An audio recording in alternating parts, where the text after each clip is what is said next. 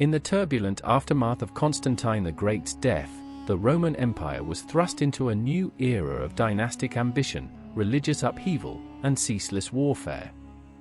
At the heart of this maelstrom stood Constantius II, the second son of Constantine and Fausta, born in 317 CE in Sirmium, a city nestled in the province of Pannonia.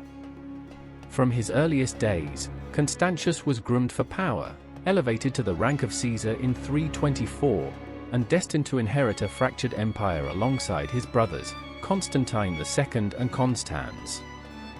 When Constantine the Great died in 337, the empire was divided among his three sons. Constantius received the eastern provinces, Thrace, Asia Minor, Syria, and Egypt, regions rich in culture, commerce, and conflict. But the transition was marred by bloodshed.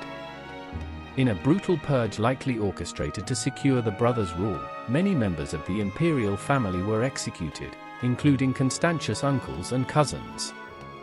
Though the extent of his involvement remains debated, the massacre cast a long shadow over his reign. Constantius' early years as Augustus were dominated by war with the Sasanian Empire. The Persian king Shapur II launched repeated invasions into Roman Mesopotamia, and Constantius spent much of the 340s and 350s defending the eastern frontier. These campaigns were grueling and inconclusive, draining resources and attention from the empire's internal affairs. Meanwhile, in the west, his brothers clashed over territory. Constantine II died in 340 during a failed invasion of Italy, leaving Constans as sole ruler of the western provinces. The uneasy peace between Constans and Constantius was shattered in 350 when the usurper Magnentius overthrew and killed Constans. Constantius, unwilling to share power with a usurper, turned westward. He first neutralized another claimant, Vetranio, through a mix of diplomacy and intimidation, then marched against Magnentius. The civil war culminated in the bloody Battle of Mursa Major in 351, one of the deadliest in Roman history. Though victorious, Constantius' forces suffered immense losses. 2 years later, at Mons Seleucus, Magnentius was defeated again and took his own life. By 353, Constantius stood as the sole ruler of the Roman world. With the empire reunited, Constantius faced the daunting task of governance. He appointed his cousin Gallus as Caesar in the east, hoping to delegate authority while maintaining control. But Gallus proved tyrannical and erratic, prompting Constantius to recall and execute him in 354. In 355, he elevated another cousin, Julian, to the rank of Caesar and sent him to Gaul. Julian would later become one of Constantius' greatest challenges. Religiously, Constantius was a devout Christian, but unlike his father, he favored Arianism, a theological doctrine that denied the full divinity of Christ. His support for Arian bishops and persecution of Nicene leaders deepened the empire's religious divisions.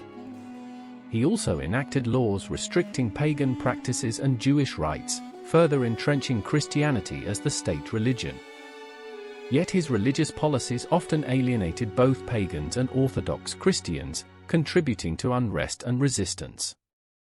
Despite his religious zeal, Constantius was a pragmatic ruler. He maintained a vast intelligence network, relied on trusted eunuchs and generals, and traveled extensively to assert his presence across the empire. His court was known for its formality and suspicion, a reflection of the emperor's cautious and often secretive nature. In 360, Julian, now a popular and successful general in Gaul, was proclaimed Augustus by his troops. Constantius, enraged by the usurpation, prepared for civil war. But fate intervened. In 361, while marching east to confront Julian, Constantius fell ill and died near Mopsucrine in Cilicia. On his deathbed, he reportedly named Julian as his successor, bringing a peaceful end to a reign marked by conflict and consolidation. The coinage of Constantius II offers a rich tapestry of imperial imagery and ideological messaging. As with his predecessors, his coins served not only as currency but as tools of propaganda. Early in his reign, coins emphasized his legitimacy and divine favor, often bearing the inscription DN Constantius PF Average, Dominus Noster Constantius Pius Felix Augustus. Portraits on his coins evolved over time, reflecting both his aging visage and shifting political needs. Early depictions show a youthful, clean-shaven emperor, while later issues present a more mature, solemn figure, often with a diadem and military attire.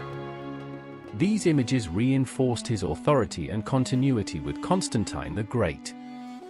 The reverse designs varied widely.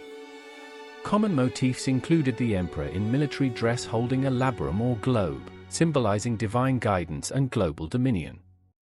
The Chi Rho symbol, representing Christ, frequently appeared, underscoring his Christian identity. Other coins depicted scenes of victory, such as the emperor trampling a fallen enemy or receiving homage from captives, celebrating his triumphs over Magnentius and foreign foes. Constantius also issued commemorative coins marking key events, such as his Decennalia, 10-year reign, and victories in civil war. These coins often featured allegorical figures like Victory, Roma, or Felicitas, blending classical iconography with Christian symbolism. Mints across the empire, from Anch and Alexandria in the east to Trier and Arles in the west, produced coins bearing his image, each with regional stylistic nuances. The Siliqui of Constantius II, like the one seen here, are notable for their abundance, high silver content, and elegant design. Minted during his long and stable reign, they reflect the economic reforms of the Constantinian dynasty and were widely circulated and hoarded, especially in the western provinces. Their survival in large numbers today makes them one of the most common and recognizable Roman silver coins. In the end, Constantius II's reign was one of endurance and complexity. He inherited a divided empire and, through war and diplomacy, restored its unity.